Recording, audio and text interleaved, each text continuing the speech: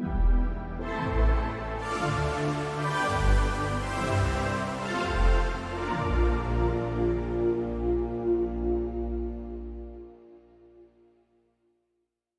everyone. I'm Karl. And I'm Em. Welcome to our podcast discussing all of the latest books. This is our 16th episode, and we'll be discussing A Court of Frost and Starlight by Sarah J. Maas. Note the little one behind Emily, the paperback version. We'll be saving our ratings until the very end. We promise to give you all of our honest opinions on all the characters, chapters, and scenarios. We don't mean any harm to any of the authors. This is solely our opinion. And as always, we promise to Karl them like we read them. Period. So, normally I say check any trigger warnings, but I don't know that this book really has any. Do you think there are? Epic violence in a snowball fight. Yeah, I don't think that's I think that's more of like a turn on than a trigger. I mean, it does reference trauma, but it doesn't go into details about it. Like, it's a pretty happy-go-lucky book. But as always, still take care of yourself, and spoilers will lie ahead. Trigger warnings are misogyny, depression, alcoholism, torture mentioned, and war themes. Maybe everything else I read is so bad that this book didn't even occur to me that might have been a trigger. About, the depression and the alcoholism. I mean, I do think those are two big things for sure. I didn't think it really went into detail in this book about that, though. No, but it talked like lightly about how Nesta was like holed up and drinking herself to death. Yes, those are a part of this. So please, and I guess there's a reference to nudity. We're just gonna include that too. Yeah. I wish there'd have been more than a reference. No, I'm just kidding. So if you don't want to hear how this book ends, please pause here, go read the book, and then come back to this episode. Obviously, you're probably going to have to start at the beginning and make your way here to even understand what in the world this episode is about. So are you ready to get started? Let's get into it.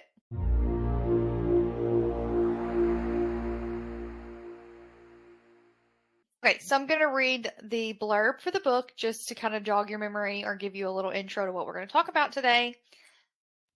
So, Feyre and Rhys and their friends are still busy rebuilding the Night Court and the vastly altered world beyond, recovering from the war that changed everything.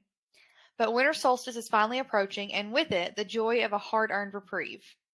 Yet even the festive atmosphere can't keep the shadows of the past from looming. As Feyre navigates her first winter solstice as High Lady, her concern for those dearest to her deepens. They have more wounds than she anticipated, scars that will have a far-reaching impact on the future of their court. Bridging the events of A Court of Wings and Ruin with the later books in the series, A Court of Frost and Starlight explores the long-lasting effects of a devastating war and the fierce love between friends. So I don't know that I've ever said this, but I just want to say this before I forever forget it. I love, like, all the little details matter, but I love that Feyre was born on the winter solstice.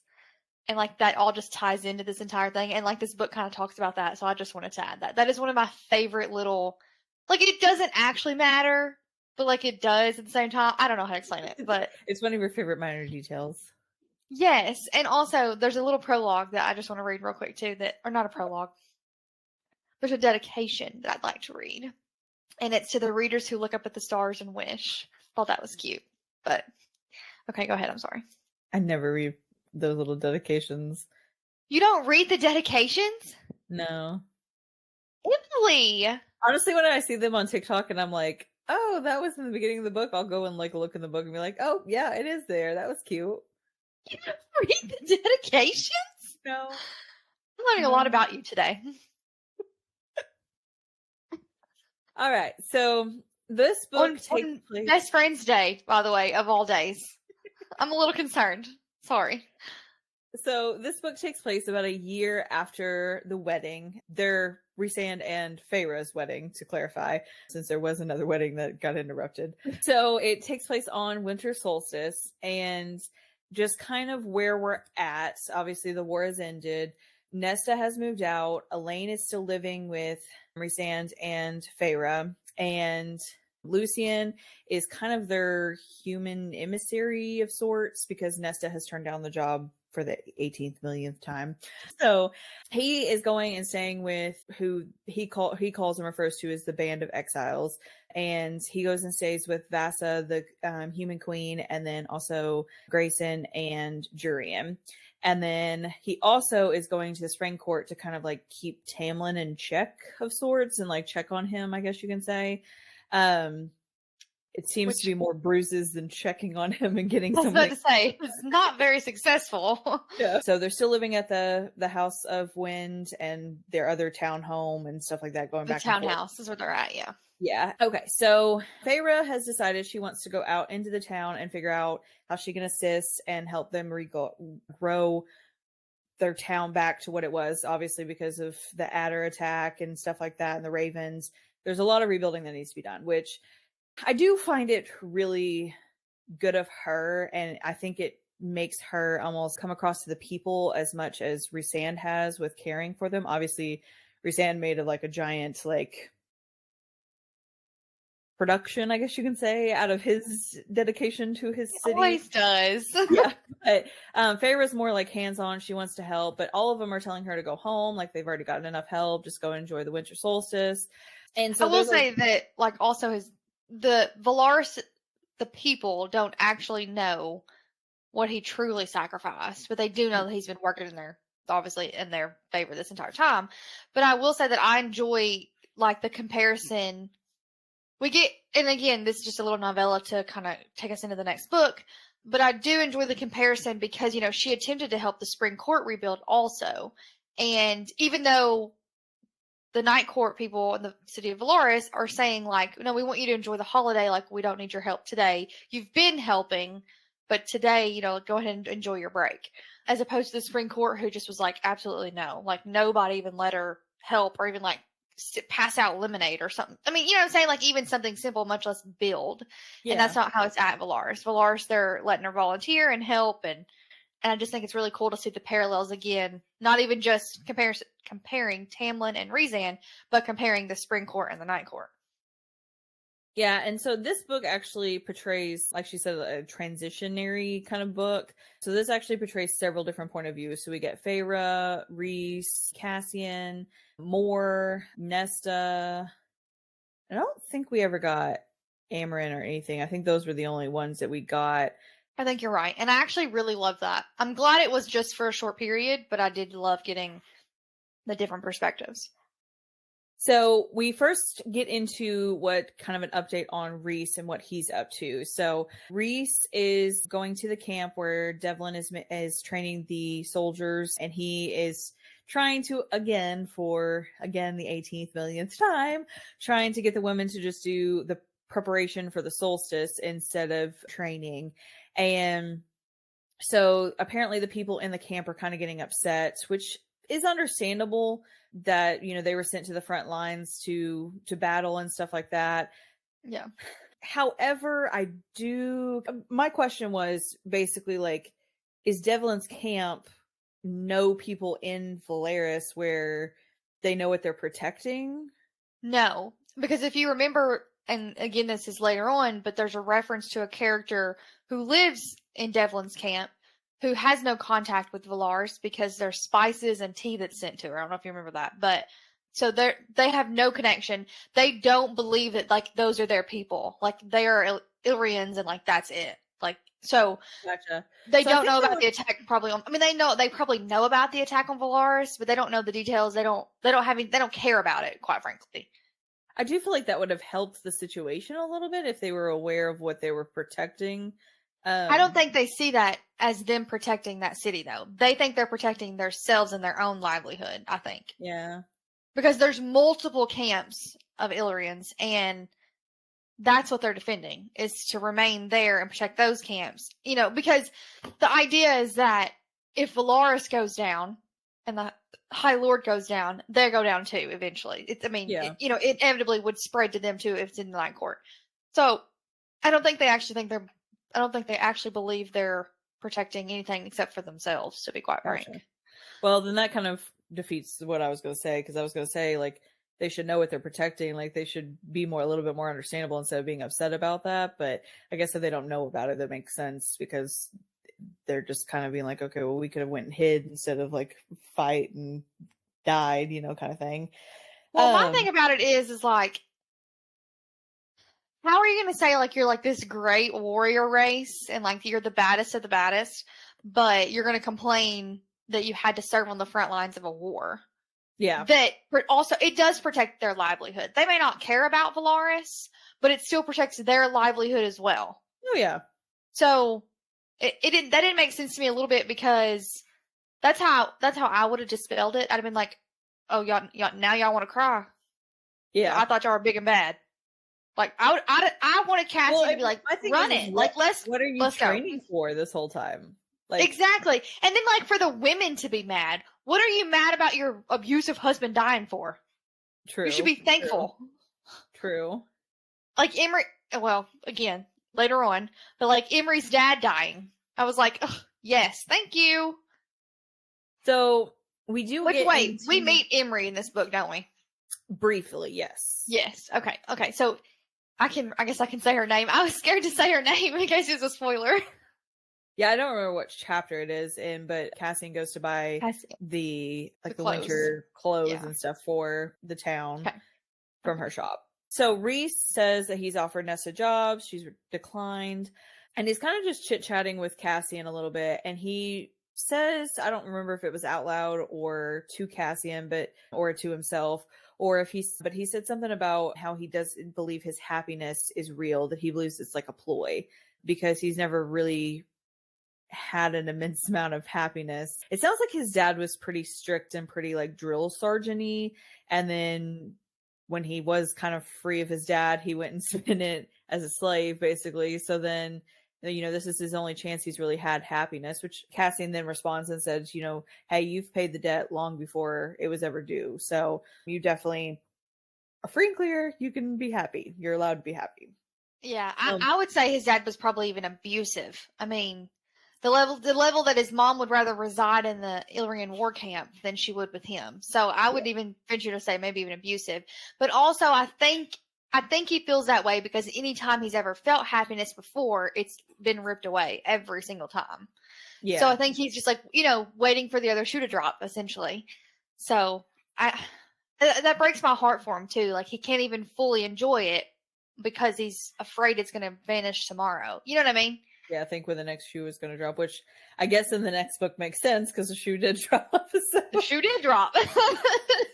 So we do then get Cassian's perspective, and he's really upset because Rhys and Devlin come to a agreement that the women will work a certain amount of hours, which was less than what Cassian wanted them to train. I think they settled on 90 minutes of training before they begin preparations. So Cassian's really upset, but we end up finding out kind of why. So his mother was basically left helpless. And so while he was in camp training, she was basically being assaulted and killed. And so whenever they all had harmed her, and then Cassian... Well, sorry, just to add in here, because I know previously I talked about, I kept waiting for like Devlin to be his dad or whatever. We find out in this book that he was conceived through an assault, and then even after that they continued to be abusive towards her. The community itself was abusive towards her and assaulted her most likely, and even refused to tell him where she was buried. Yeah. So like we see that misogynistic, I guess that is the misogyny that we were talking about. That makes total sense now. But I kind of secretly hoped Devlin was actually going to be his dad, but now we know he killed his dad, so that ruins that theory.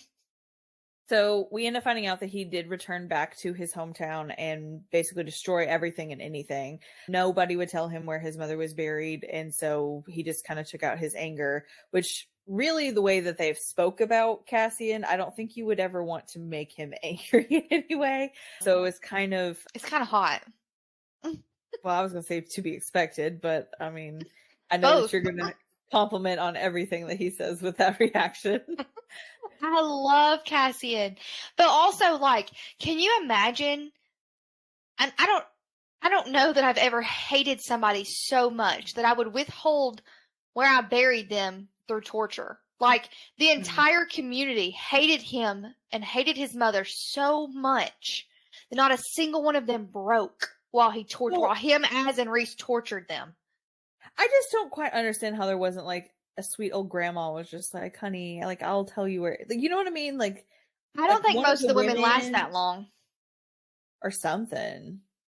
I don't think most of the women last that long. I think they die at younger ages. Maybe. I picture if it's so violent and so misogynistic, I just don't imagine them having long lifespans. Yeah. I guess that makes sense. But I could be wrong. Grandma might have died the first little finger he broke instead of waiting until the 10th one. So maybe she didn't get a chance to speak up. I don't know. True. But I don't know that he tortured Grandma. I think Grandma, because he didn't say he tortured everybody. He just said he tortured the males that had a part in it.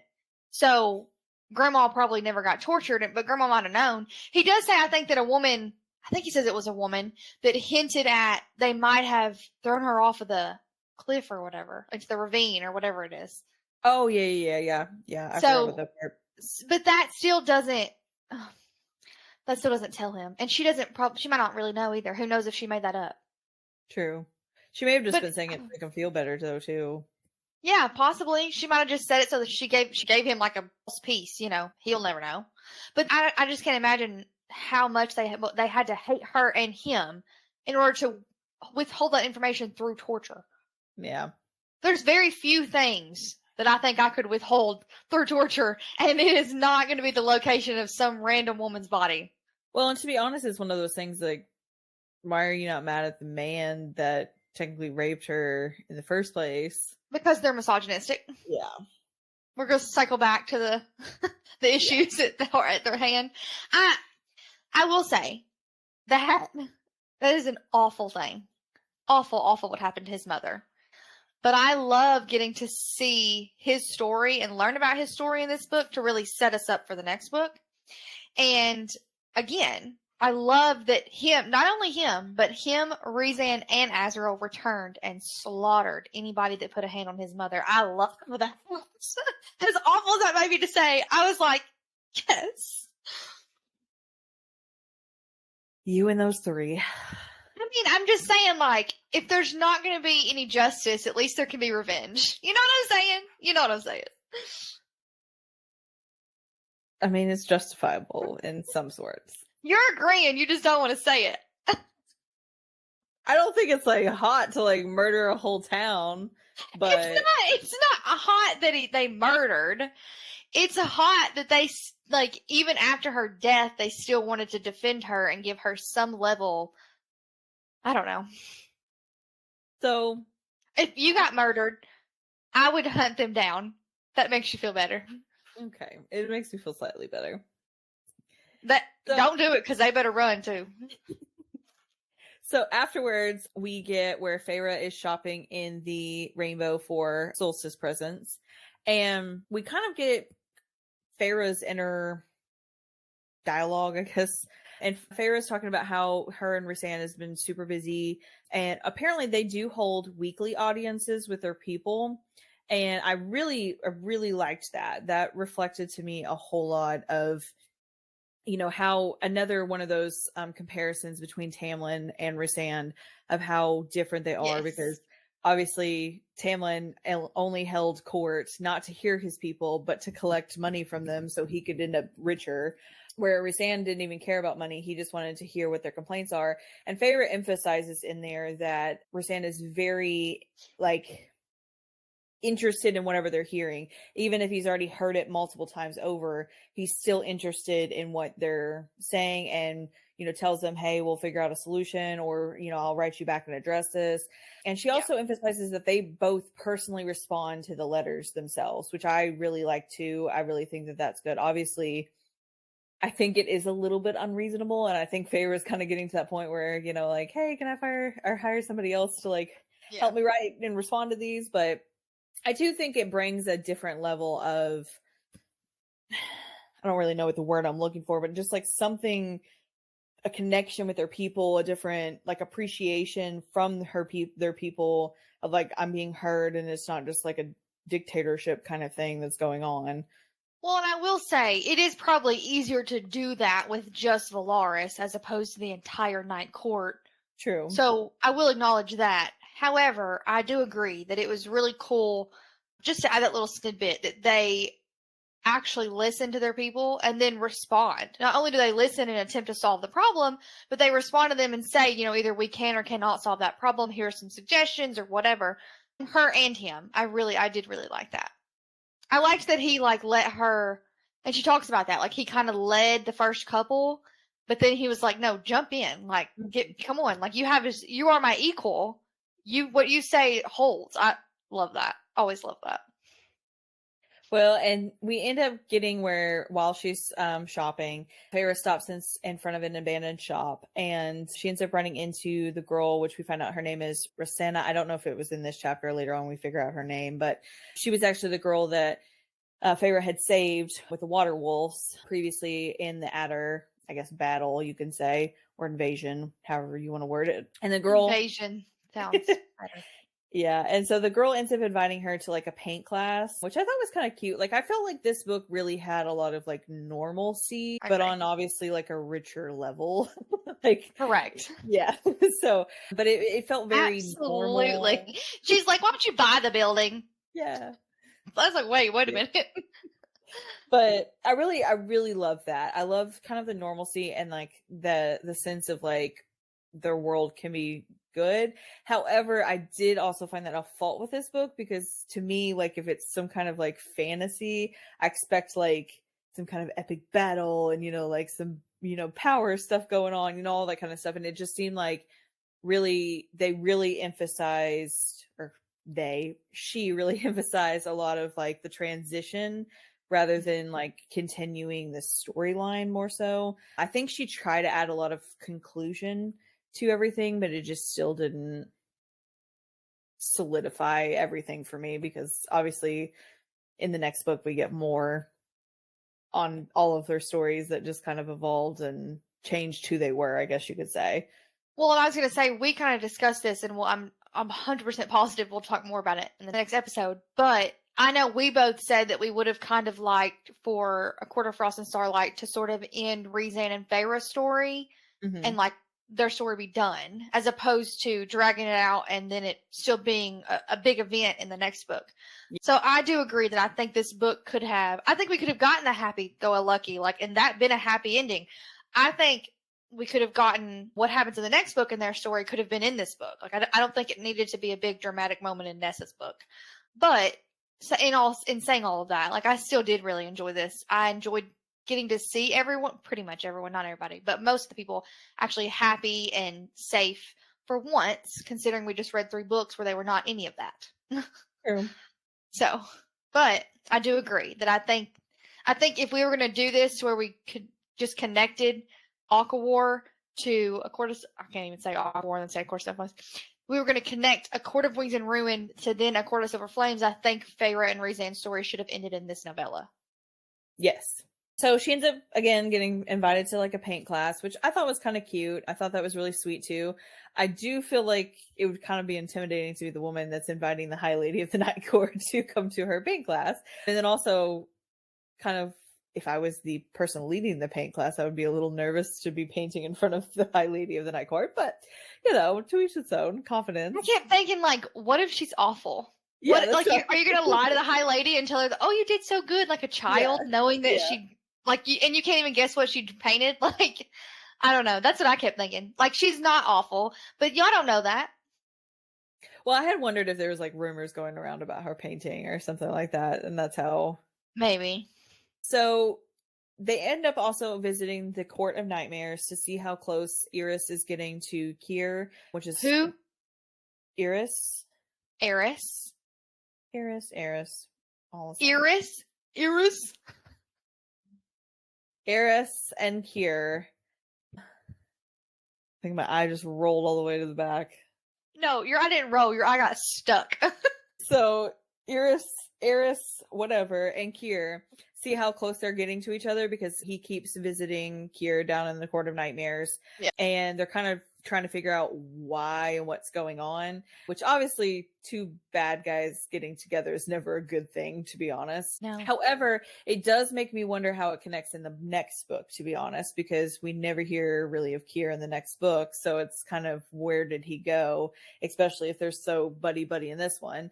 Well, see, I think it's probably building for a later book, but I agree. I would have liked, at least even in the next book, to still keep building it then, but we don't even reference it in the next book.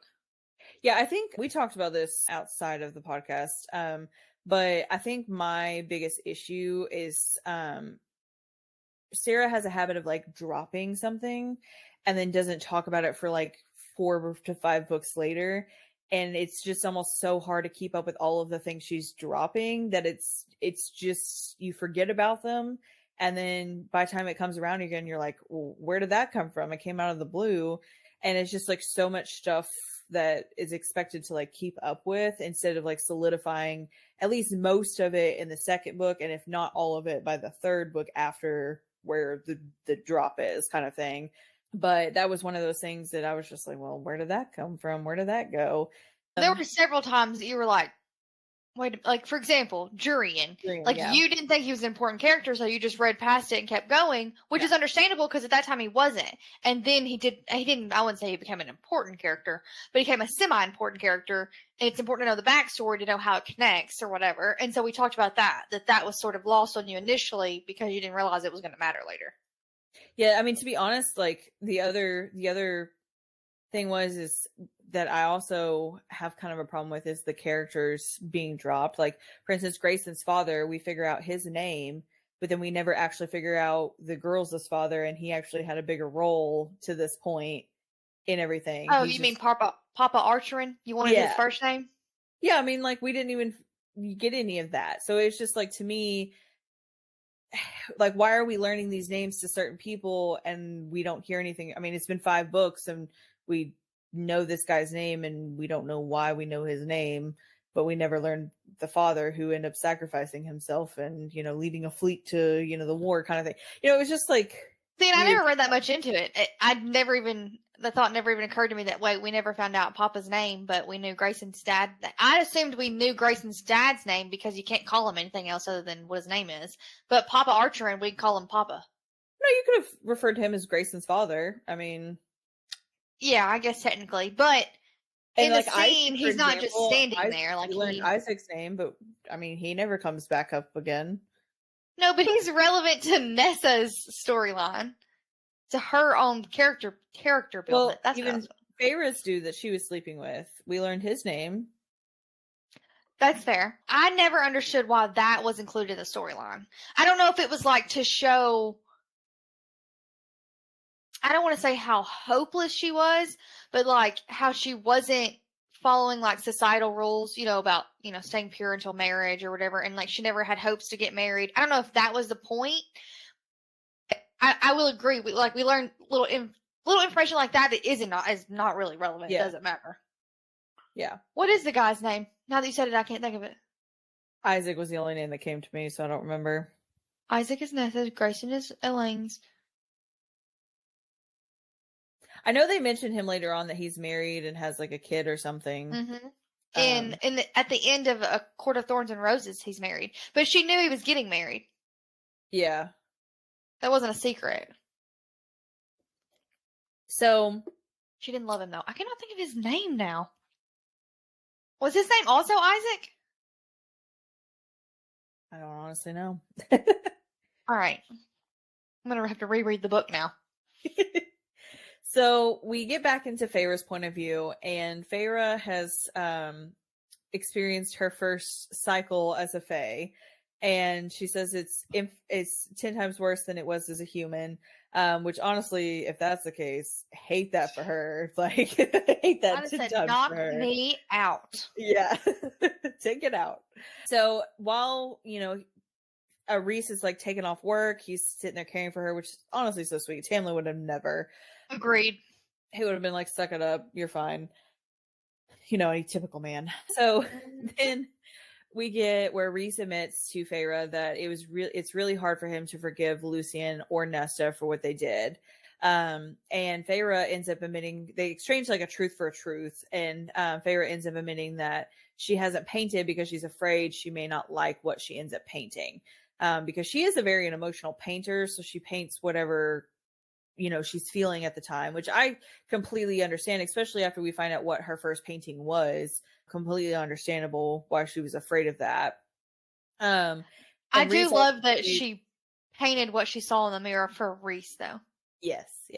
And like nobody else knows that's what it is. And I love that like she shared that part of herself with him, and like he loves it, and it literally looks over him every day in his study. I love that. So Rhys also says he doesn't believe he deserves everything he's got. So he again says that, that he doesn't believe this happiness is something he deserves. But I mean, pause for 2 seconds. Feyre's boy was Isaac, and Nessa's is Thomas. Gotcha. That's what it was. Sorry, continue. I apologize. So we then get into Moore's point of view, and she goes into the Court of Nightmares with Feyre and Rhysand. Moore is replaying the moment, which we get more detail of whenever Eris found her, which the entire time it kind of made it seem like Eris basically not really did it to her, but basically had a hand in her torture, I guess is the best way of saying it. And up until kind of the end of this book, it wasn't very clear of what all he was involved with. And honestly, for 500 years to make it kind of seem that he was involved in the torture kind of bothers me a little bit, because I feel like that could have probably been clarified a good 450 years ago at least. And kind of then it makes me question like what we don't know. What we don't know from Moore's, because again, in this book, I think really probably in the next book, it's referenced that there's more to the story, but we don't get it. Yeah. So I don't know if that will be, maybe Moore's going to get a book, so maybe it'll be in her book. And I guess that would make sense. But I will say it's referenced so many times that I wanted to know what was the story. Because I'm going to be honest, again, like we talked about, everybody in this book pretty much has worn a mask at some point or the other. Literal sometimes. And I actually don't hate Eris.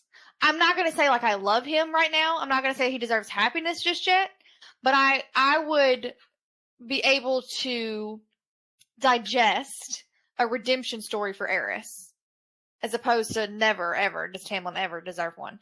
So based off of what we learned in this book about what happened, because in this book it clarifies he didn't torture her. So yeah, I guess like I wish that had been clarified. Again, that's a good point, because that's another one that has been drug out for now 5 books that we don't have an answer on. Well, what really bothered me is that little snippet. I don't know if it's this book or the next one, but we do get Moore's point of view again, where she's visiting her secret estate, and she talks about shadows in the trees. That's this book. Okay, and then we don't get anything further after that. It's like, okay, well, who is the shadows? What was the shadows? Tell me. Was it Asriel? Was he following her? Like, so there's a fan theory, and this is a pure fan theory. And there's nothing in the book that they've pointed to specifically that makes them think this. But there's a fan theory that Asriel has not actually been in love with Moore for the past 500 years, but rather knows that she's hiding something, and so has stayed close in order to try to figure out what it is, because he's concerned like it could be a betrayal for the entire court. But I think that's funny, because the reality is she is hiding a secret, and if he really is in love with her, when he finds out her secret, it is going to be a real big shock to him. So I don't know. I don't know if I'd go for that. I don't know that I think Morgan is a traitor to the Night Court. But I will say there's more about her story. There's more about her powers that we don't know, and I would like to know. I mean, I'm going to be honest. In a typical friend group, there is at least one that usually ends up being the person that betrays them of some sort. So that's what they're saying. They're saying it's going to be more. Well, and it's gone on so long without really any. I mean, Tamlin wasn't a surprise, and obviously Lucian's a follower, so he was going to follow.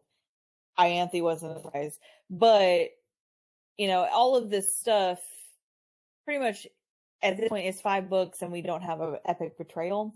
So I really feel like, because even Amren, lying to them about the spell and all that, I just don't feel like was a big deal.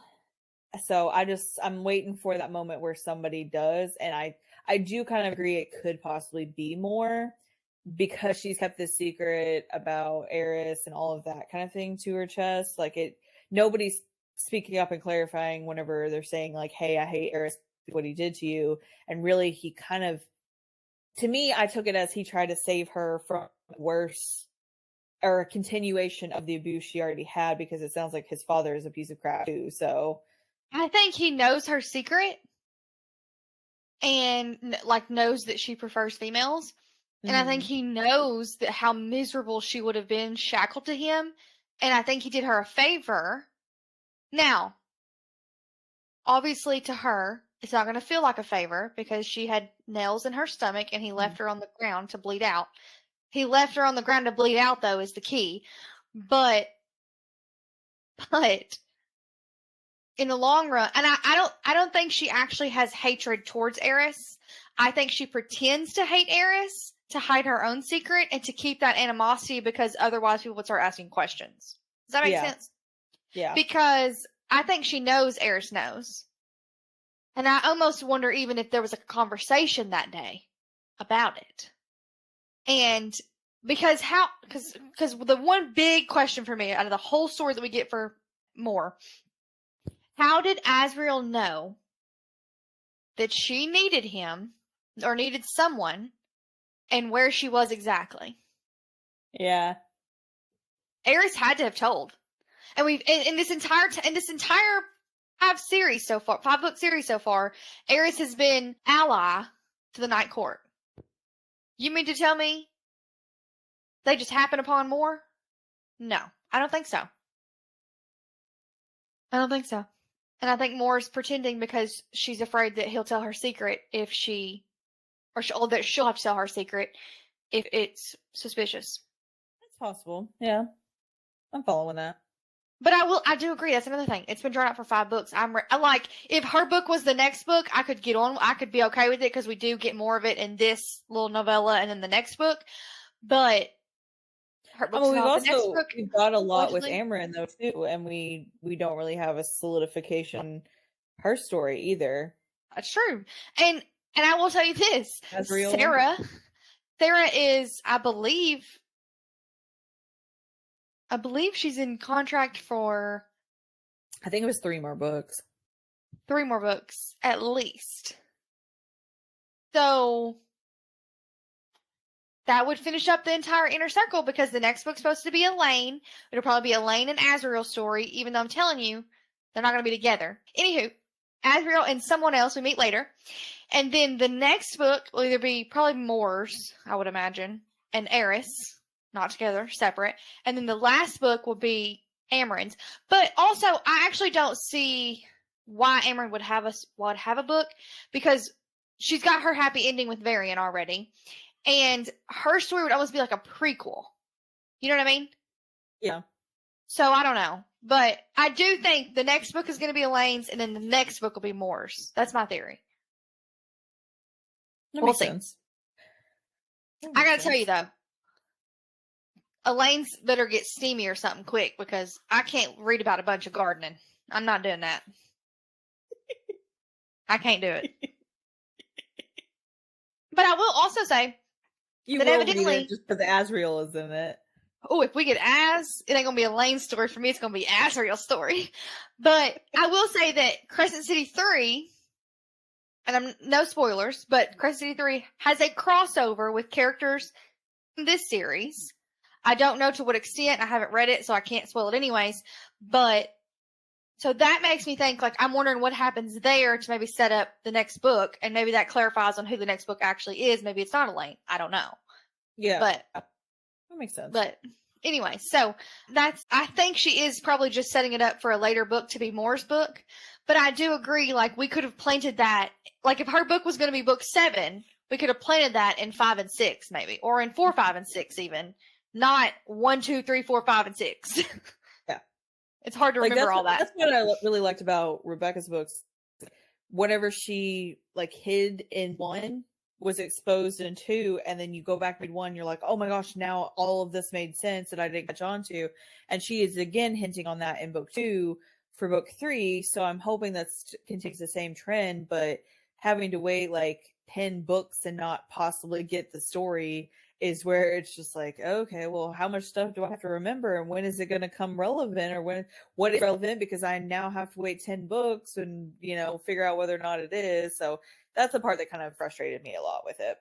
Well, and I was going to say that I think if she had like heavily hinted on things for Feyre and Rhys for 1 and 2, and it all wrapped up in 3 or whatever, or 3 and the novella, however you wanted to do it, like, I'd have been cool with that. I was good with that. I didn't have anything that was hinted for Feyre and Rhys was answered, so I was satisfied.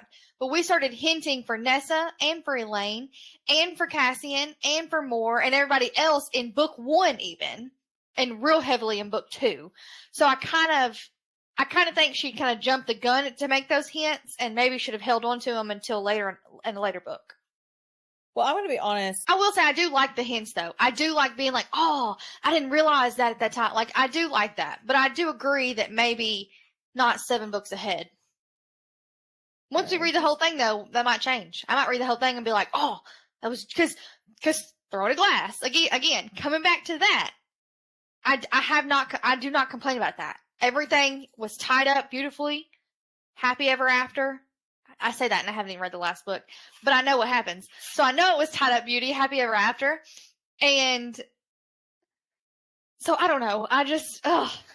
It's difficult, but I do agree that maybe it was a little too early to be hinting at stories that we may not even get, because we don't know we're going to get those yet. I think there was a way to beautifully introduce all of the inner circle without getting so many like what if questions about them. And I think that's gave too much that it then was like, okay, well, are we ever going to get the solution to that story? Now it's just out in limbo. The scene in A Court of Mist and Fury, when they're sitting around the table and they each share a snippet of their story to when they first meet Feyre, was just enough of a hint to tell us there's a background story. Yeah. And I think we could have like kind of been hinting at it the whole time. Like, well, like, for example, in A Court of Wings and Ruin, when Amren says, like, don't test her, girl, talking about Feyre to Moore. Yeah. Like, little things like that could have happened, but, like, going into detail about their stories, but not fully giving us all the details, that, I think, is where we kind of jumped the gun maybe a little bit. Yeah, for sure. So we get into where we end up finding out that Baron, which is Eris's father, is trying to expand into the human lands, which... What a dick. Well, my thing is we then again, that's another thing that we don't get really any closure on. Nessa's story. I mean, we do get closure because it gets ruined. Well, I mean, yes, but at the same time, like, Baron's not involved in any of that. It's all with Eris in the next book. Yeah, but Baron's alliance is ruined because she dies.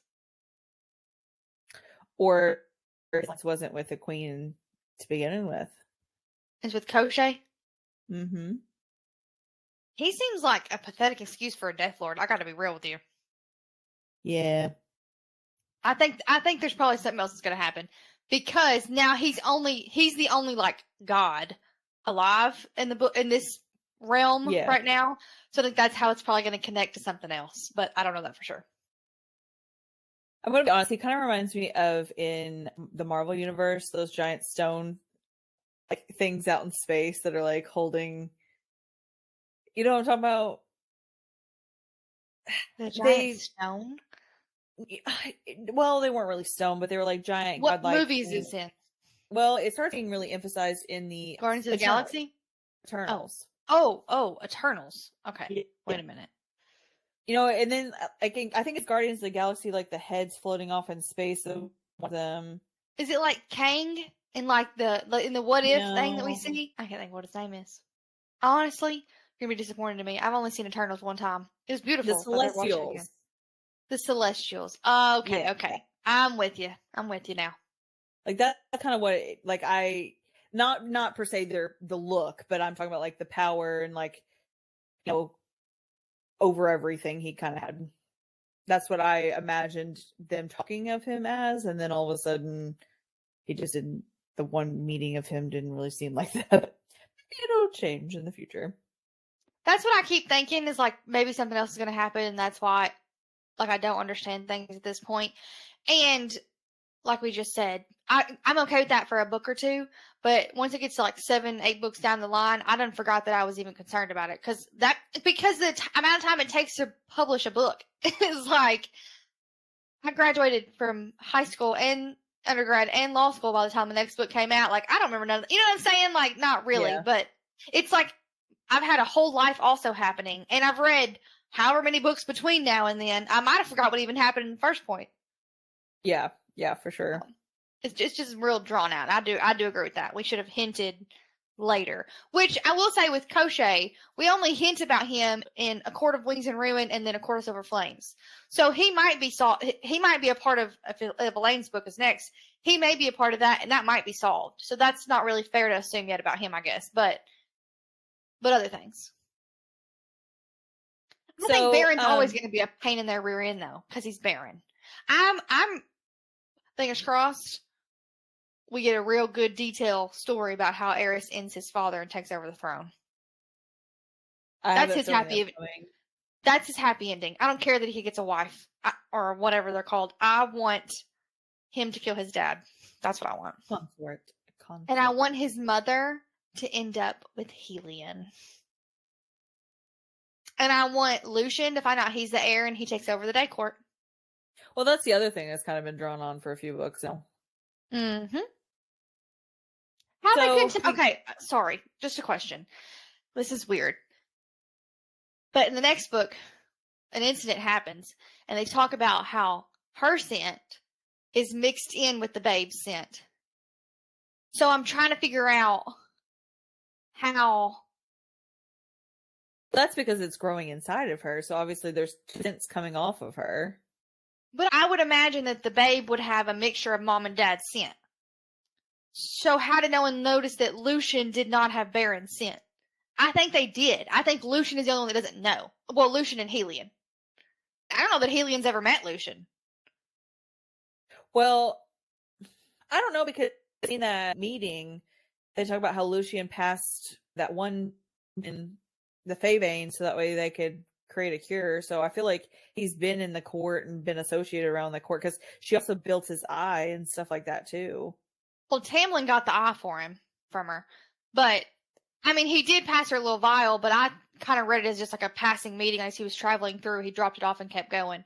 But I would like clarification on that. Has he met Helion? Does Helion know and has not said anything? Like, I have a lot of questions about that, too. Maybe he doesn't want to say anything to not risk her. You know what, though, at this point, I need Aerys to just kill Baron so we can just move on past that storyline, to be honest. So we then get back into Rhys's perspective, and we end up finding out that Azriel has figured out who is spreading the discontent among the camps. He's also been spying on the queens, and they are still located in the cast to his knowledge. Hard at work. Yeah. And then he also finds out that Vessa and Jorian are living in Grayson's castle, and that Lucian also went to Tamlin's for the solstice, which is sad because he ain't having no kind of celebration over there. It's just going to be like a lonely, sulking mess. So not really a good celebration. But we do end up then getting back into Cassian's perspective. He is still at the camp. And that's where we end up meeting Emery, which will be introduced a little bit more in the next book. She actually is taking over ownership of a shop that her father owned, and he was killed in the war. And all men in the camp have basically decided not to visit her shop because it's woman-owned. They're boycotting it. Yeah, which is just kind of dumb. Not just the men, everyone. But obviously the men have the money, so the men are who matter, but... So we do get a quick introduction with her. We end up finding out a lot, I think, more so with the conversation with Cassian on her than we do, honestly, in the next book. We get more of detail of the story, but her whole story seems to be exposed kind of in this book a little bit. And then we end up getting Feyre back. She is on her way to try to go to the paint class. Added her to, and she ends up deciding to go to the empty building instead, which I just believe is done. She did that because she just didn't want anybody to see what she was going to paint. After the first time, like getting back into it, I think she just was afraid of what was going to come out on the page. Yeah, and so she ends up actually painting how she appeared in the chorus. And so, she honestly, they say, like, they go into a little bit of detail about how she felt whenever she stared at herself in the mirror. And I couldn't picture exactly what it looked like in my head. I don't know. I imagine like a piece of one animal and then like a tail, kind of like a hybrid kind of situation. But honestly, I don't really know exactly what it was pictured. I will say I didn't do like a specific picture in my head either, but I did picture it to be something like absolutely terrifying. Like even to look at it now would be like, oh my gosh, like that thing is awful. Like it never needs to be into existence, or you know what I mean? Like something really, not just a scary lion, but like a legit, ferocious, terrifying beast to face. But like if it's supposed to show your inner self, basically, or like your true self, or however they refer to it as, to me, it's confusing how Faye had that. Because I understand she has like darkness in her. Everybody does to some extent, but she's such a forgiving, like accepting person that it doesn't seem like there's a whole lot of darkness in her as much as there is like for say Nesta. I could imagine like this dark, like disturbing creature in the mirror, but for Feyre, I just don't really see it being that dark and dangerous. And, you know what I'm saying? Like it didn't seem like you would have that bad of one. But I mean, honestly, seeing your inner self in any light, I'm sure is probably a scary thought. So it may just be the thought of it scares her. Yeah, no, and I get what you're saying. Herself. You said what? How does she know it was her inner self though too? Like that was the part that confused me whenever she looked into it. Like, how did you identify that this beastly creature is you? I believe it's referenced her blue-gray eyes, and that's when she kind of realized. Wait a minute. Oh, I don't even know if I was like looking at because it references it almost describes it in like the very first thing she sees is like a snow leopard almost. It's not exactly what it's called, obviously, but that's the description that I remember, and that's how I read it.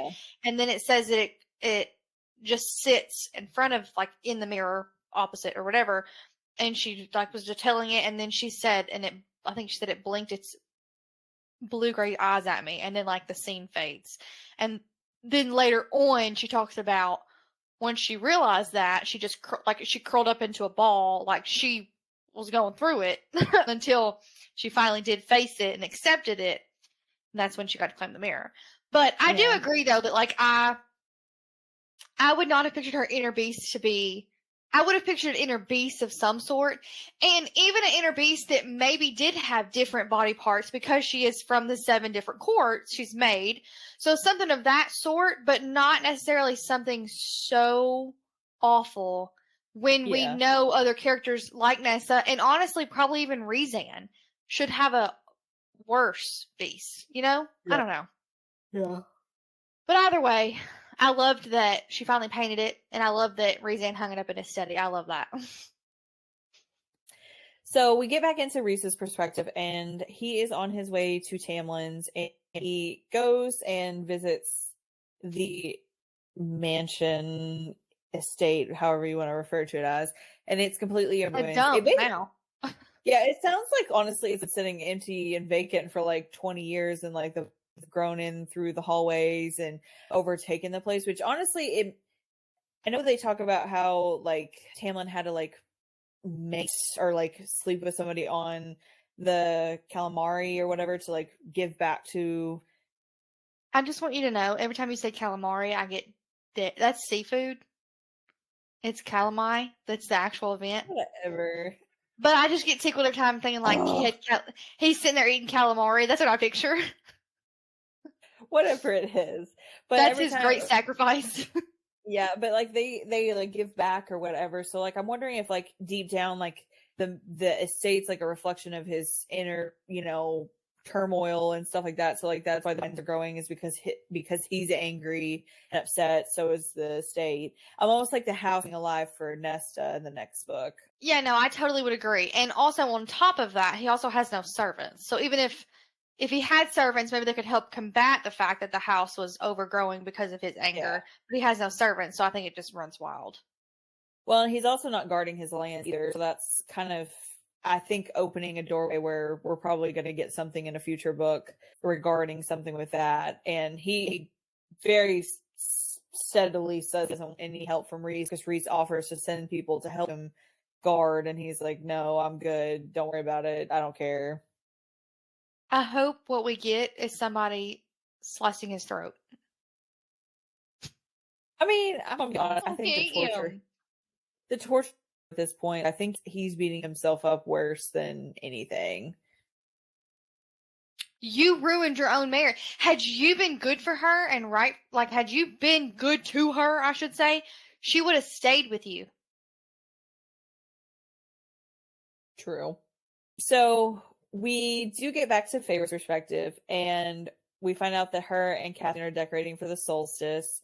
She also talks about how they have made a gravestone for their father, and I do really like the scene at the, I think it's like a dinner or lunch or something like that, and they're all sitting around, and Amren's complaining about how she hates eating because she has to use the restroom more.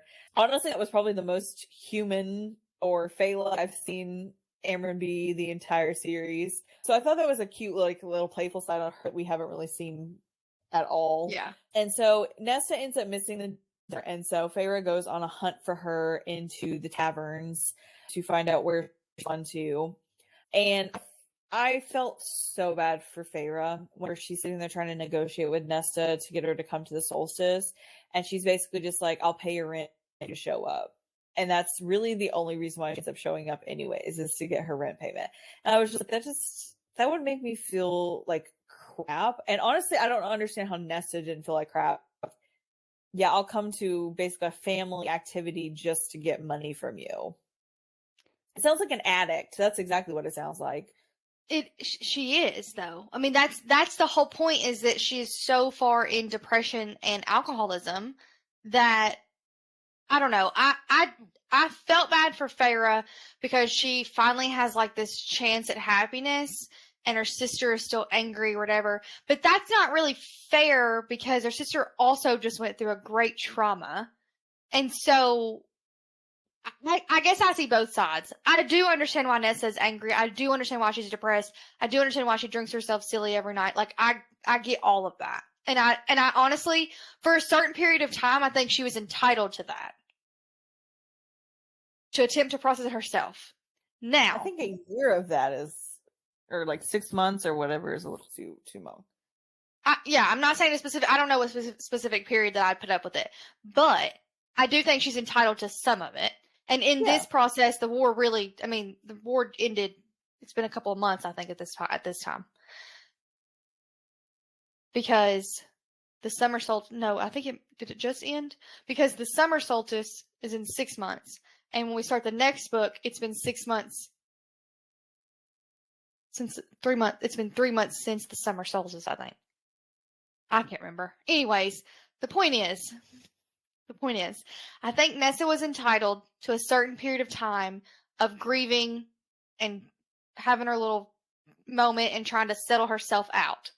I don't think getting her own apartment somewhere else was a bad thing. Like, they talk about that in the book, that they were unhappy with that. I don't think that's a bad thing. However, I think it goes into a level of addiction, and we're not calling it that. We're acting like she's doing it. I don't know. I think if she wasn't alone, it probably would have helped her heal better. See, and I disagree. I think she would have lashed out at them over and over and over until she broke the bonds and then permanently isolated herself. Well, yeah, but I mean, what they end up doing in the next book, I mean, within a month or two, I mean, it seemed like she was perfect and, getting, I mean, yeah, she was still, but it's not them. There, but it's not Feyre. It's not Elaine. It's Cassian mainly. And then it's new friends who also understand who are also still hiding from their own trauma as well. I just don't think she connects with Feyre and Elaine, and I don't think being in the house with them would have actually done any good. I think it would have been pretty volatile. No, I don't think they should have lived in the house for sure. Like, they should all have lived in the townhome like they were, and then her live in the House of Wind like they were. But I think that, like, them allowing her to just go, like, because to me, like, the way it seemed the whole other side of the city. And so I just think that she shouldn't have been so far away, like, forced. Like, basically, she allowed herself to be cut off, so then she didn't have to be around any of them. And I think that elongated everything a lot more. But see, I don't think so.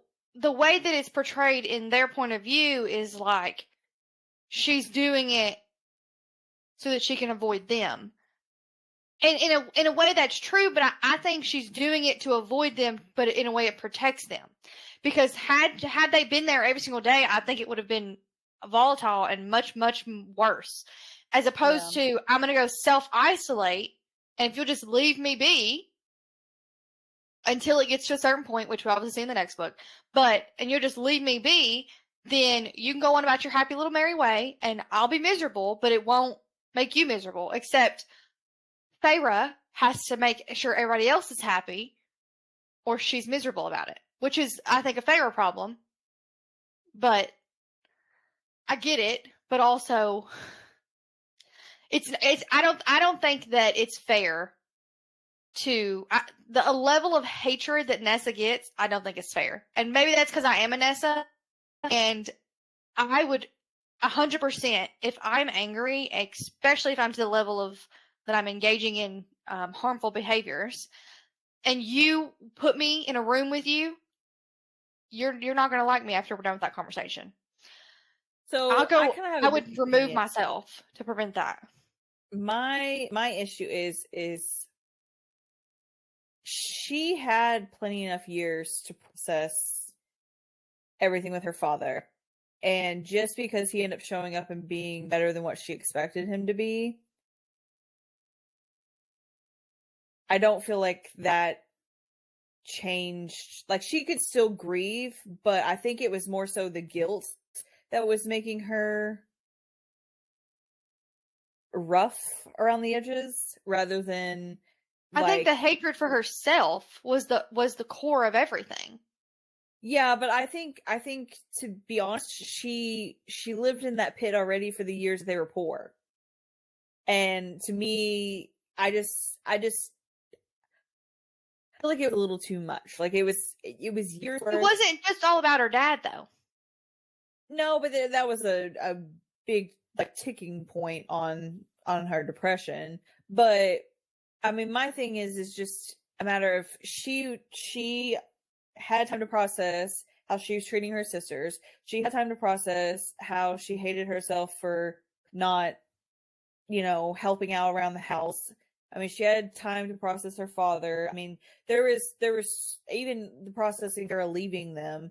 I mean, she had all that time to process all of that for like years almost. And so it's just like all of a sudden she just decided to even elongate it and basically take it out on everybody. I don't know. I just feel like the way she goes about being upset with one individual person or even two individual people or just like a group of people is just so dramatic is the only word that's coming to me. Like, it's unnecessary. I think instead of addressing the issue head on and kind of trying to resolve it, it just seems like she's in it for however long she feels like she wants to stew in it, which I just don't think that it's a healthy way that she stews on it, I guess is the best way of saying it. I will agree that it's not a healthy way, and we see that because she obviously does much better the next book when she actually faces it and decides to figure out how to cope with daily life and these, insecurities and whatever else and traumas. But I disagree that she had all those years to actually process the original trauma. I think she put it off, and then when he died, I think that triggered all of it. And so on top of that trauma and starving to death and almost being assaulted, then on top of all of that, then we've also got going into the cauldron. We've got her not being able to stop Elaine from going into the cauldron. We've got her not being able to stop Elaine from being kidnapped. I think all of those things just built and built and built and built and built until she just could not handle it anymore.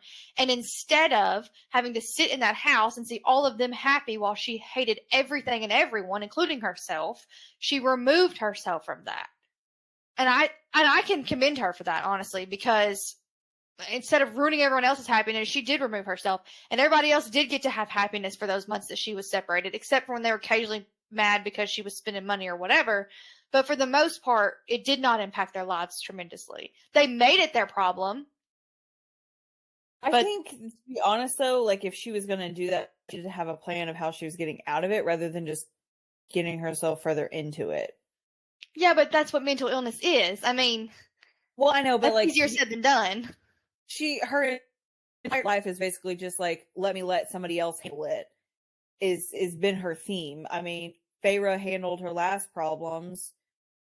Feyre went and handled, figured out how to give them money. I mean, it was, obviously she kind of got enslaved to do that. But I mean, basically Feyre has she's just basically pushed all on Feyre to solve all of her problems instead of trying to figure them out for herself.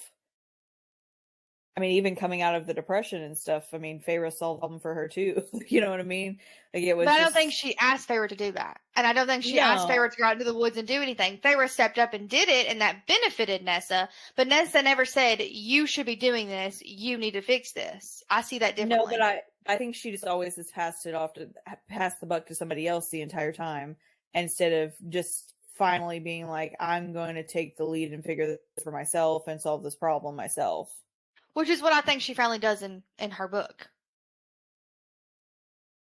They force her to isolate and train whatever else, but she could have refused. That's not even true either, because she could have refused when they moved to the private location at the house. She could have refused even then to train. She could have continued to be a hateful wrench, and she didn't.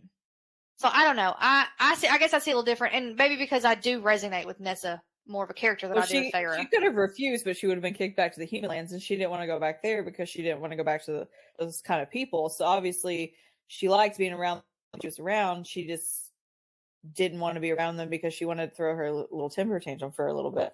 Yeah, see, I don't see it that way. I don't think she liked to be on anybody. I don't think she wanted to be on anybody. And she didn't even hardly tolerate the males that she entertained. I don't know. I guess I just see it differently.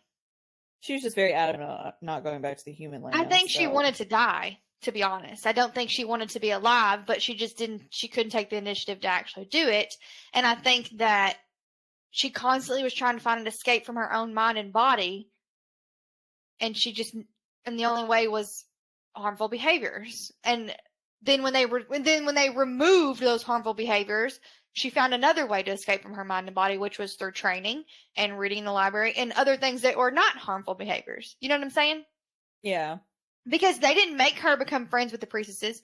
They didn't make her actually do training. They told her she had to, but they would not have kicked her back to the human lands. I think she knew that. Rhys might have wanted to, but Feyre wouldn't have let him. I don't know. I mean, she was pretty fed up with her. I don't think she would have done that, because then that would literally be signing her death sentence. I don't think they would have done that. I think they could have sent her off to somebody else. Go stay with Helion at the day court or something.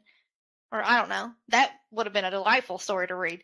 But I don't know. I think it would have been interesting to see what would have happened if not. But I don't think Nessa, I don't know. I love Nessa. I'm a Nessa girly. So moving back on to Feyre is going shopping with Elaine. I mean, I really did appreciate the moment between her and Elaine where Elaine tells her, I understand it's hard to buy presents because we've never really had the money to buy the presents. And I appreciate that moment because honestly, I had kind of forgotten at this point that they were poor at one point. And so kind of nice to have that remembrance of hey, I'm still kind of in that mindset too of it's hard for me to be like that. So I did really appreciate that. We also get where they walk into a shop and Feyre really falls in love with a tapestry, what she describes as a void. And she ends up kind of inspired by this and decides to go paint. And while she's painting, she ends up getting caught in this abandoned building by Rosanna. And I thought it was like a cute little exchange. Like I honestly wonder if Rosanna, because this is now the really like third time at this point that she's mentioned, because she's also mentioned the water wolf situation. So I wonder if she's going to become some sort of important at some point, because I do feel like it's several times that she's been mentioned, but again, so is other people, and you know, it hasn't gone anywhere. She kind of becomes their business partner, which, I mean, it's a nonprofit, but she kind of becomes her. So I don't know if that's why she keeps getting brought back up, and just to solidify, like, that's who she sees every day. I don't know, but. Well, and then we end up finding out that Nesta has been visiting Amren, which the Amren's the only person that she's been talking to. However, I don't really know you can talk to Amren. So I don't know that the jealousy was really right or anything like that. Like, I just don't imagine her having heart-to-hearts with Amren, which I do get that they did have some conversations that were a little bit more deeper, but I don't see Amren, like, getting deep by any means. See, I think Amren was the only person that, like, she didn't originally take it personally that Nessa needed to isolate. Yeah. I think that's why she still sought Amren out. And then when Amren decided that she did now take it personally and something needed to change because it was bothering Feyre and Rhys, then that's when Nessa also cuts her off, which is summer solstice. Okay, so we get back into Rhys's perspective, and Carly's actually going to read the quote of whenever Feyre arrives at the dinner party. Rhys goes into describing Feyre, and it's really cute, and it's really, really adorable. I love that. So it's Solstice Eve, and the first thing he says is, she looked radiant. Indeed, as Feyre emerged from the kitchen hallway, I took a moment to simply drink her in from where I sat in an armchair near the fire. She went right to Moore, perhaps because Moore was holding the wine, the bottle already outreached. I admired the view from behind as Feyre's glass was filled. It was an effort to leash every raging instinct at that particular view. At the curves and hollows of my mate, the color of her, so vibrant even in this room of so many personalities. Her midnight blue velvet gown hugged her perfectly, leaving little to the imagination before it pulled to the floor. She'd left her hair down, curling slightly at the ends, hair I knew I later wanted to plunge my hands into, scattering the silver combs pinning up the sides. And then I'd peel off that dress, slowly. And then Amren smells him and says, "You'll make me vomit. Rein in that sin of yours, boy." I love that, because even, like, in private, he is, like, just so mesmerized by her, and, oh, it just made me mushy. I love it. Well, and when we got to this part, I was actually really kind of sad because, you know, the next book is dual perspective. So I was really kind of sad that the past 3 books haven't been dual perspective so that we get Rhys's perspective. Very much so. This book made me want that. Mm-hmm. Every little moment, I would die to know what he was thinking. Speaking of sidebar, you know how Rebecca has said that we would get Xaden's point of view whenever he stops keeping secrets? I wonder if, like, the last book will be, like, in his own perspective and his perspective only. Maybe. That's a good theory. I would like him to stop keeping secrets now.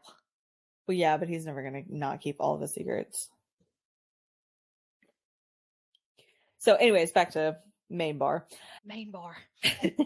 So we get back into, you know, everybody's gathered for solstice. Oh, yeah. So Nesta does not end up showing up at the solstice Eve party. Yeah.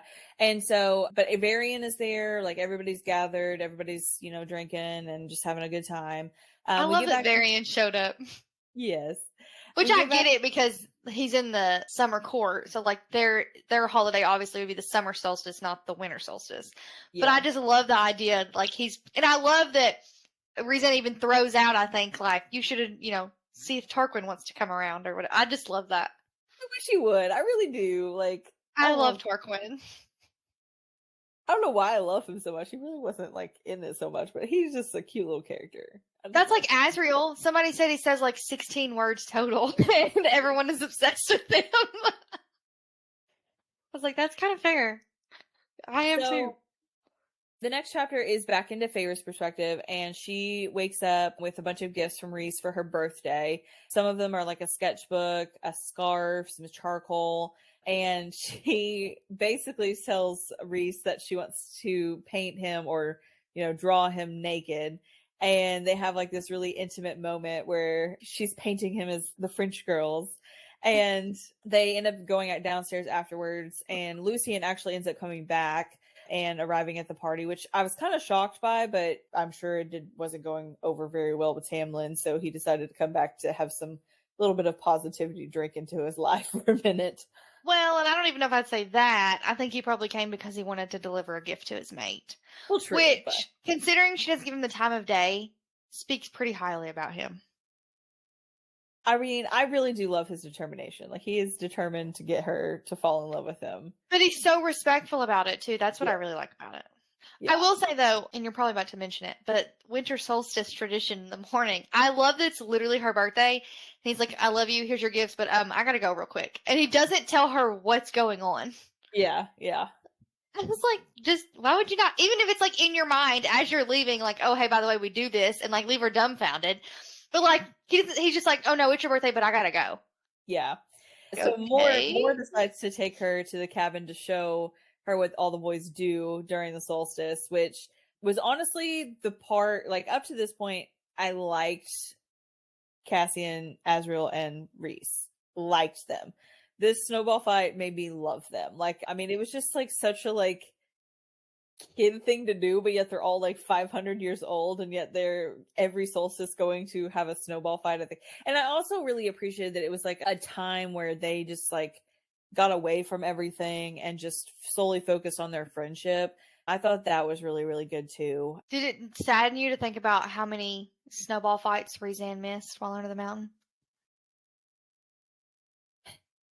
I didn't think about that until now, but yeah.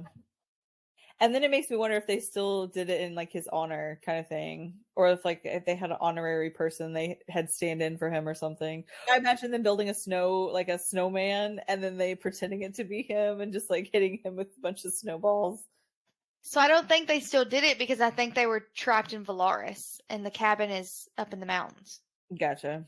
But I could be wrong. So I guess technically it's sad to think about how many they all three missed. Yeah, because true. of Amarantha. But I will say, it cracks me up thinking that these three powerful males go up there and do a snowball fight, and then keep score, and then keep a tally of who wins every year. So funny. I'm sure it's tally. And then the sauna afterwards is even better.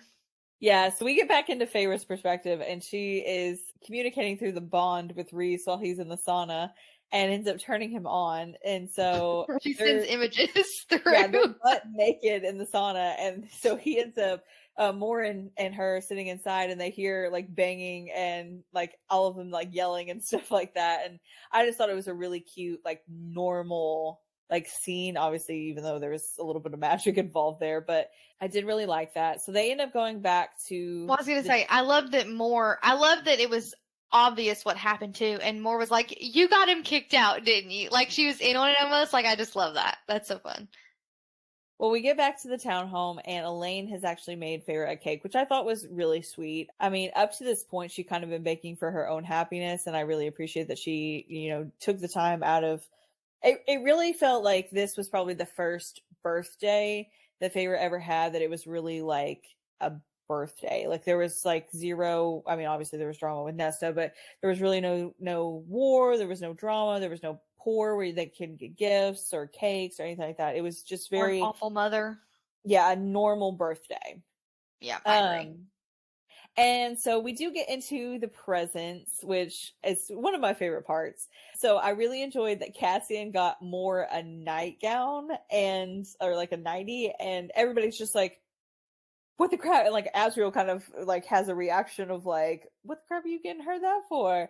And Moore ends up revealing that Cassian didn't know what to get her, so she ended up buying it for herself. But then she unboxes her present, and which apparently Moore is like a horrible gift giver, according to all of them. But she ends up getting, which is funny considering like her power is truth. You would think like she would know like what they need almost. I don't know. It's weird. Well, and they talk about how like fancy she is all the time too. So I imagine her just like getting them like a cashmere sweater or something like that. Like something fancy. Fancy tie or fancy socks that they don't wear. Yeah. Something weird. I don't know. But she gets more gets Cassian matching boxers to her nightie. And Nesta ends up showing up a little bit through there. And Feyre ends up giving Rhys the picture that she painted of herself in the Ouroboros.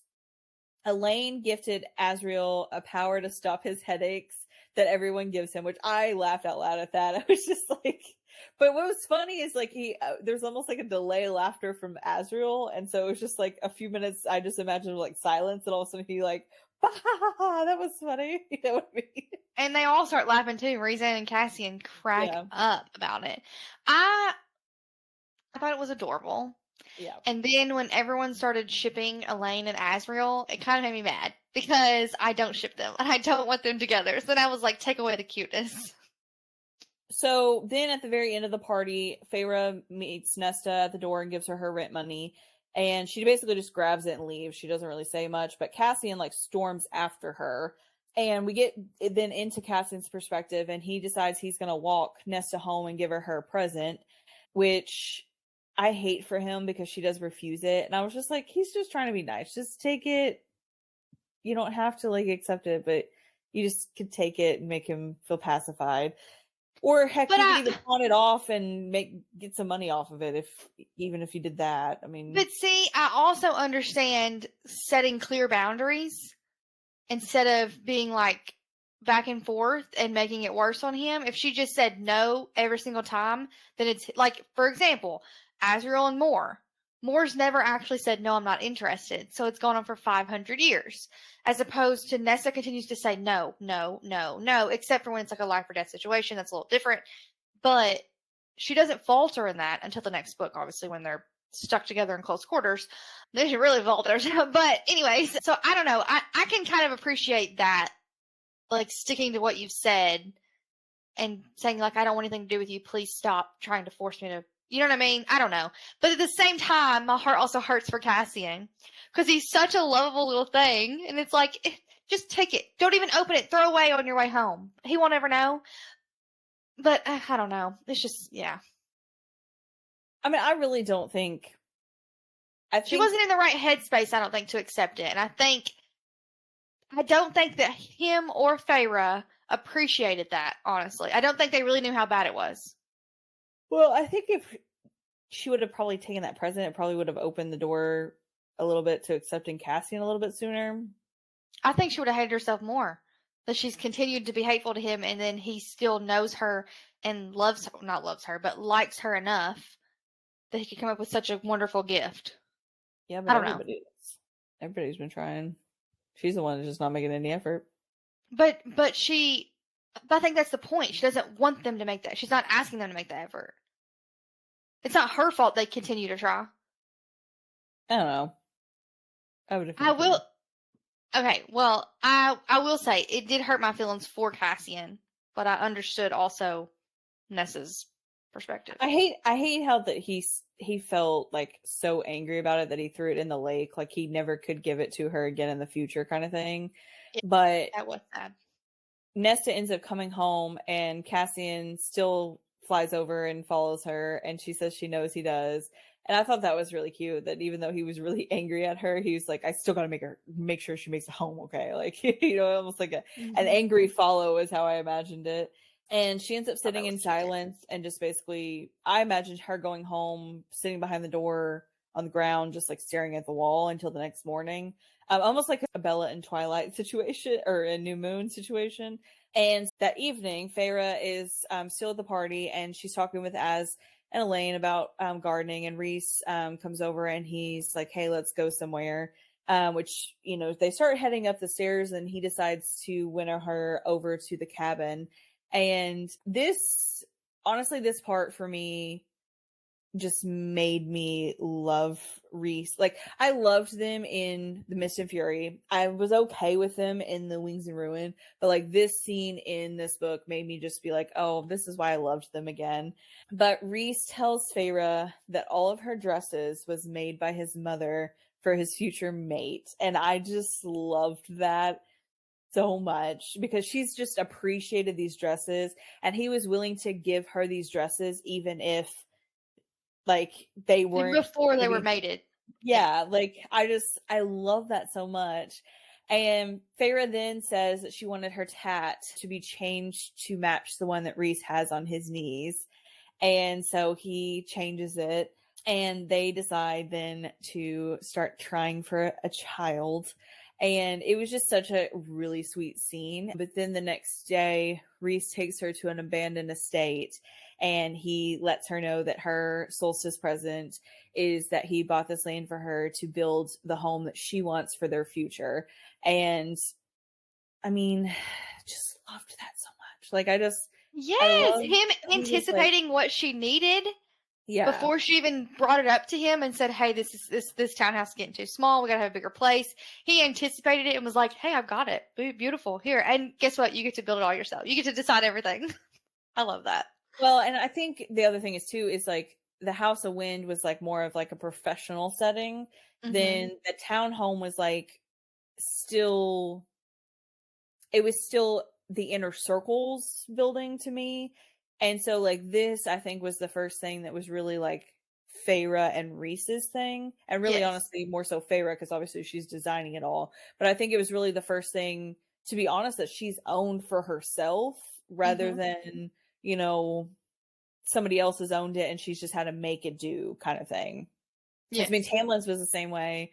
The House of Wind was the same way. The dungeon was the same way. Like the cottage was that. I mean, she really, I mean, she never had like a place that was just like hers, you know, her own. So I really appreciated that. I agree.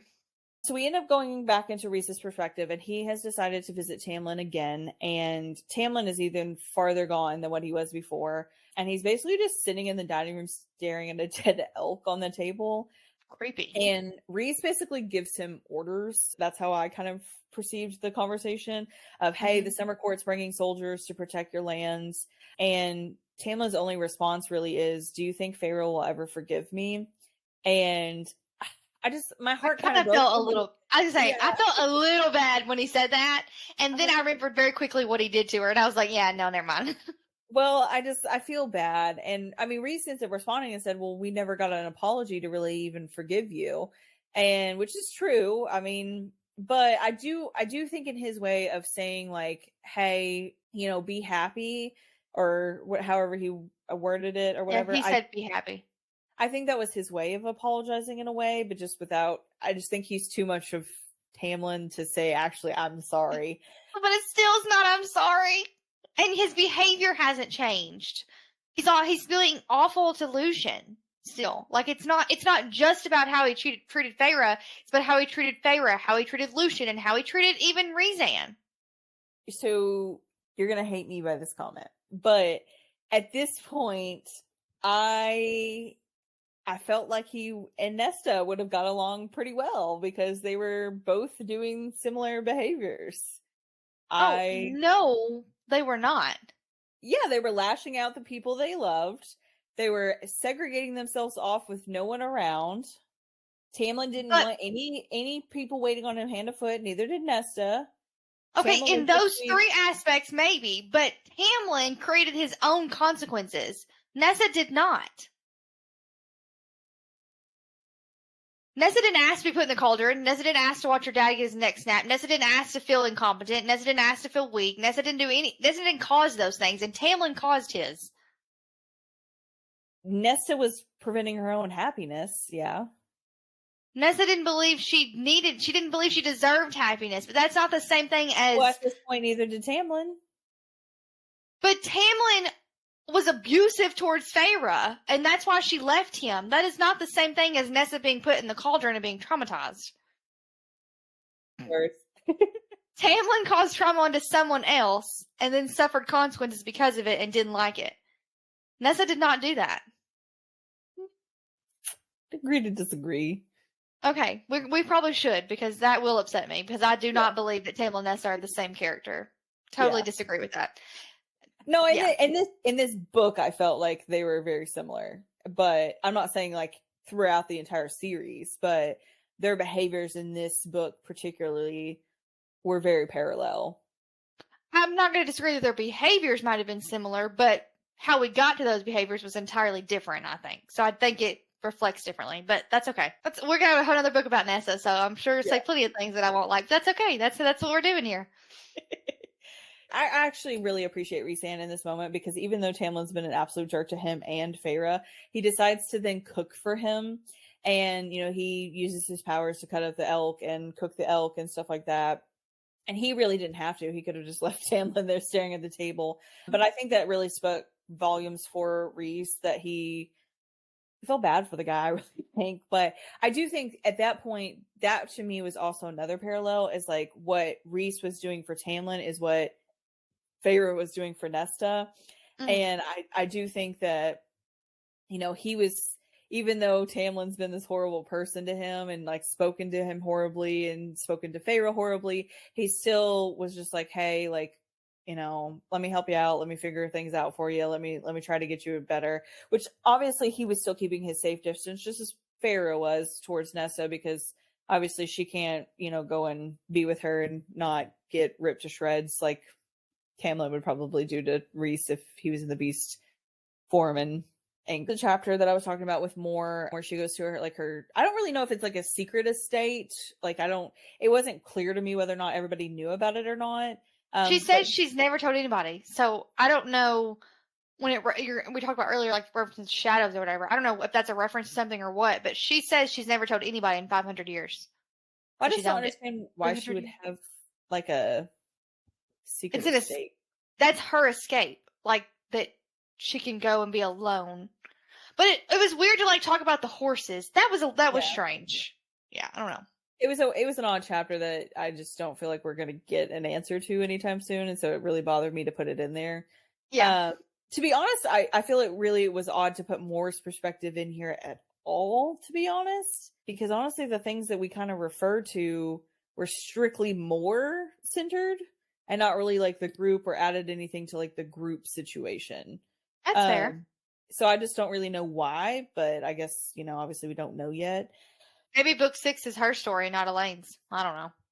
So we then end up getting back into Feyre's perspective, and Feyre has gone to the shop owner's family because the shop owner had passed, and she goes to the shop owner's family and they just give her the storefront and ask her to just donate money to charity instead. And so she's standing there kind of admiring everything, and she asks Rhysand to go into business with her.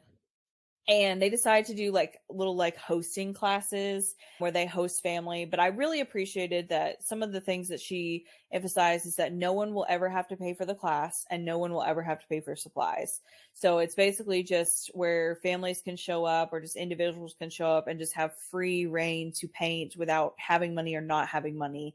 And really, I think that's just like helping growing the rainbow almost is just like, you know, unlocking people's, you know, desires, even though they may not be able to afford that. And Rosanna and several other local artists agree to like teach classes. And I honestly, like, to me, it's like one of those paint and sip classes. That's kind of what I imagine, but obviously more family oriented. Yeah. So I really loved that. And especially considering when the last time that she tried to give something away for free to somebody who in need, she was reprimanded for it. And then this time she was just like encouraged to do it. I mean, I doubt Rhys even was like, well, the expenses out of that's just going to be astronomical. Like, you can't do that. You know, obviously he was just like, yeah, we have more money than we could ever, you know, go through. You do it. And so after her first painting class, she takes Rhys around to show all of the paintings that the kids had done and like describing them. And I loved that so much. It was just like such a wholesome moment that to me at that point was like kind of like a circle ending for their story, especially whenever they finally have the final quote. And Rhysand says, "To the stars who listen, Feyre," and Feyre responds, "To the dream that are answered, Rhys." And I just love that. It is. It's super cute. But obviously it didn't end their story, but I felt it would have been a good ending at that point. I agree. I'm not saying I didn't want them in the next book, but I didn't want more bits of their stories in the next book. I wanted them to be happy and just referenced, but not a pivotal moment. Yes.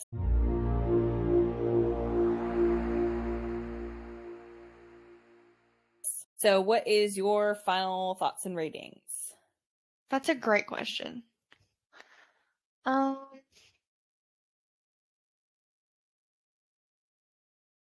So, this is going to sound harsh, but I would give A Court of Frost and Starlight probably a 4. It's not that I didn't enjoy it. I just think, again, like we talked about, that I wish their story had been ended in this book and not continued on to the next book. Which would have made it also a little bit longer. And honestly, the majority of the information in this book, I don't really feel like it connected the stories. I don't think it was necessary to connect the stories, if that makes sense. Mm-hmm. A very short, brief first chapter would have connected them and filled up this and taken away this whole novella.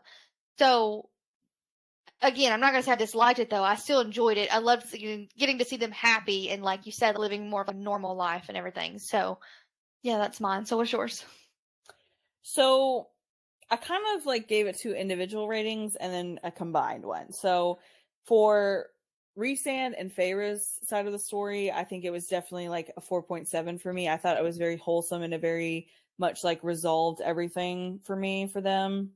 Cassian and Nesta was more so like a 3.5, to be honest, just because I felt it was just there wasn't anything really exciting about it. But together, honestly, I think it was a little bit higher for me, obviously, than ACOTAR, but I think that it was probably like a 4 point. It's kind of hard to gauge it just because it was so like shorter than the others. I mean, to me, it was probably like a 4.1, maybe 4.2. But like if it was really honestly compared to the others, it'd probably be in the 3s, like as far as the size wise.